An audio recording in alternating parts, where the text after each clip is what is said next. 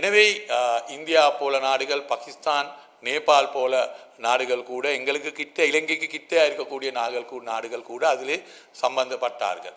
இது உலக பொருளாதாரத்தை வளர்ச்சிக்கும் உலக சமாதானத்தை நோக்கித்தான் இந்த கான்ஃபரன்ஸ் அன்று நடந்தது, இந்த சமிட் நடந்தது.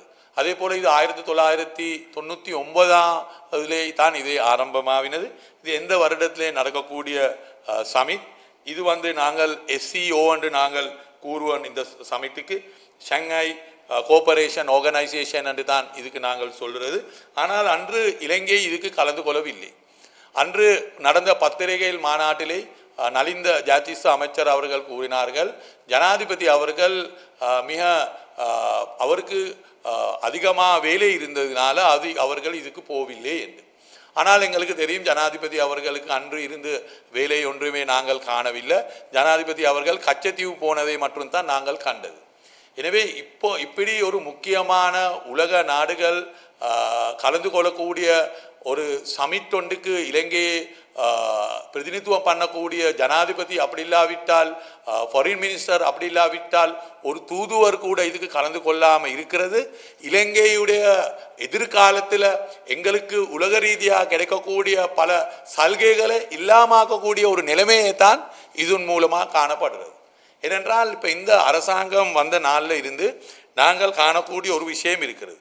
அதே போல் நாங்கள் பார்த்தோம் என்றால், இந்த சமிட் சம்பந்தமாக இன்று நாங்கள் பார்க்கக்கூடிய ஒரு விஷயம் என்னென்றால், இந்த சமிட் சம்பந்தமாக லங்கா கார்டியன் என்று சொல்லக்கூடிய வெப்சைட்டிலே போட்டிருக்கிறார்கள்.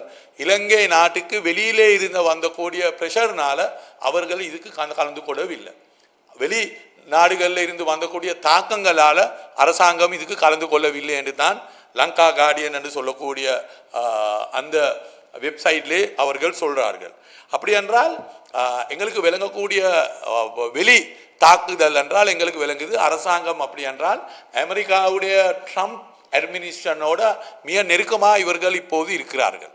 எனவே அமெரிக்காவுடைய ட்ரம்ப்புடைய அட்மினிஸ்ட்ரேஷனுக்கு மிக நெருக்கமாக இருக்கிறதுனால தான் இன்று சைனாலே நடக்கக்கூடிய அந்த உலக பொருளாதார வளர்ச்சிக்கு நடக்கக்கூடிய சமிட்டுக்கு இலங்கை கலந்து கொள்ளவில்லை.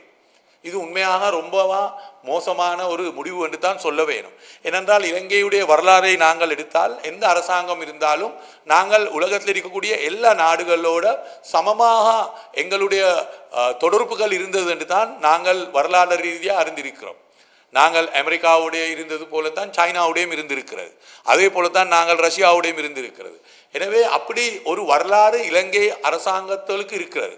ஆனால் இந்த அரசாங்கம் வந்ததுக்கு பிறகும் இவர்கள் கூடுதலாக அமெரிக்காவுக்கு எதிராக பேசக்கூடிய ஒரு அரசாங்கம், அமெரிக்காவை விமர்சனம் செஞ்ச ஒரு கட்சி, அப்படி ஒரு கட்சி இந்த நாட்டிலே ஆட்சிக்கு வந்ததுக்கு பிறகு அது நடக்கவில்லை. இவர்கள் கூட கூட அமெரிக்காவுடைய மிக நெருக்கமாக போகக்கூடிய ஒரு நிலைமை தான் காணப்படுறது. அதனால தான் இவர்கள் அன்று சைனா டியான்ஜினில் நடக்கக்கூடிய அந்த சமிட்டுக்கு இவர்கள் கலந்து கொள்ளவில்லை. ட்ரம்ப் அட்மினிஸ்ட்ரேஷனுடைய தாக்குதலால் தான், அவர்களுடைய வந்த ப்ரெஷர் காரணத்தால் தான் அரசாங்கம் போகவில்லை. ஆனால் இதன் மூலமாக எங்களுடைய நாட்டுக்கு கிடைக்கக்கூடிய பல சலுகைகள் இல்லாமல் போகக்கூடிய ஒரு காரணம் இருக்கிறது என்று நாங்கள் தெளிவாக சொல்ல வேணும். அதன் மூலமாக எங்களுக்கு சர்வதேச ரீதியாக கூட எங்களுக்கு பல நாடுகளில் கிடைக்கக்கூடிய உதவிகள் இல்லாமல் போகக்கூடிய ஒரு சந்தர்ப்பம் ஏற்படக்கூடிய நிலைமை இருக்கிறது. எனவே அரசாங்கத்துடைய வெளிநாட்டு பாலிசியை நாங்கள் எடுத்தோம்னா, இவர்களுடைய வெளிநாட்டு பாலிசி தான்.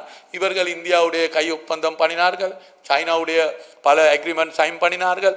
ஆனால் அது சைன் பண்ணக்கூடிய அக்ரிமெண்ட் எல்லாமே மறைத்து கொண்டு இருக்கிறார்கள்.